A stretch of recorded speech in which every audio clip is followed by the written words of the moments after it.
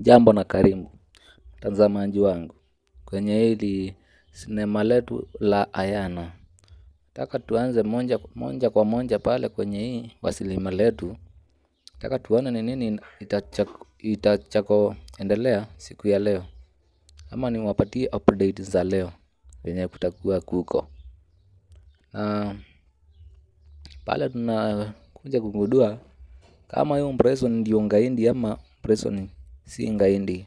Tutajua tukiwa tunaendelea pale ndani, tujue ngaindi ni nani kati ya Bryson na Mathew, na tujue mwenye anahangaisha hawa watu ni Sabina ama ni Sainda. Nataka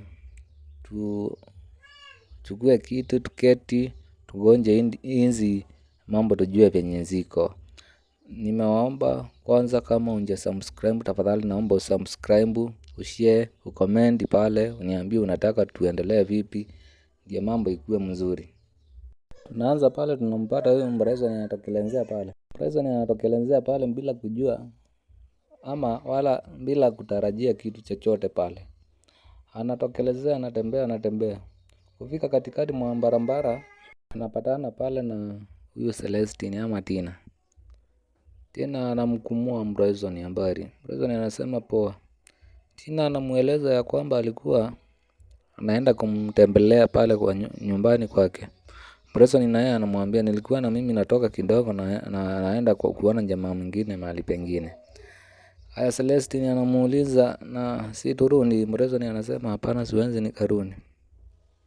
Celestine anamwambia haya, Bryson anamwambia haya basi niambie chenye kilikuwa kinakuleta kwangu. Celestine anamwambia ni maneno tu machache nilikuwa nataka kuconfirm kutoka kwako ama kujua kutoka kwako nijue kama ni ukweli ama ni uongo. Akamuuliza maneno gani haya? Celestine akamuuliza nasikia kati yako na Mathew kazini kuna ugomvi na ulimpinga. Ni ukweli ama ni lawama uliekelewa tu?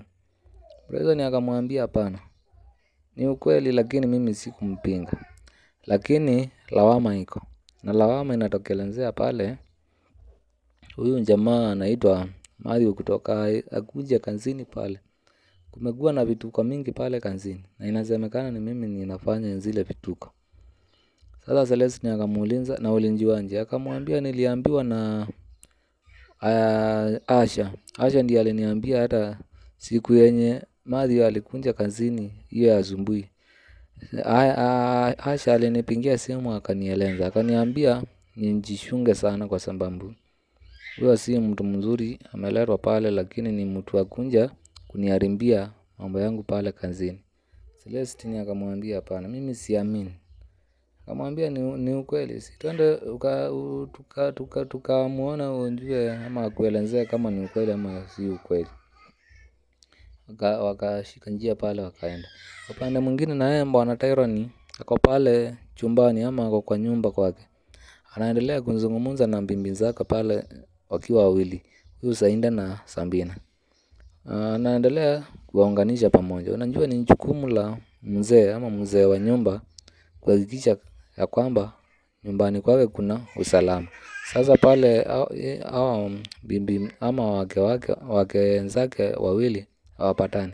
Sasa mzee Tyrone amechukua ile fursa pale ili kuhakikisha ya kwamba amewashikanisha pamoja na wakae na amani pale nyumbani, hataki mambo ya vita. Nawaambia nataka wawe na upendo, umoja na wapendane wote. Lakini huyo Sabina hataki, anamchukia huyo Sainda. Sainda ananyanyua mkono wake kumsalimia Sabina, lakini Sabina anaonekana hana furaha kama hata hataki kumsalimia. Lakini baadaye Bwana Tyrone anamuangalia kwa ukali sana na ananyanyua mkono wake kwenda kukutanisha na ule wa Sainda. Wanasalimiana. Bwana Tyrone pale anashikwa na furaha ingine mingi sana. Nawaambia nilikuwa nataka kitu cha namna hiyo sasa. Nilikuwa nataka hivyo. Sitaki mambo ya vita hapa nyumbani kwangu. Na ni vizuri sana kwa sababu mmesalimiana mpaka moyo wangu umejawa na furaha mingi sana. Nimewashukuru sana. Nataka msameheane kutoka sasa mpaka mwisho. Sitaki mambo ya vita tena. Pande mwingine pale Celestine wametembea wameenda wamesimama kwa njia pale. Wakiwa wamesimama pale, jambazi anatokelezea na mgonga Bryson kichwa. Bryson anaanguka chini. Naye Celestine pale amepigiwa simu na babake. Anaendelea kuzungumza na babake. Kwenda kushtuka, Bryson yako chini. Anaanza kulia, anatupa simu yake chini. Namuita Bryson amka. Bryson amka, lakini Bryson haamki kamwe.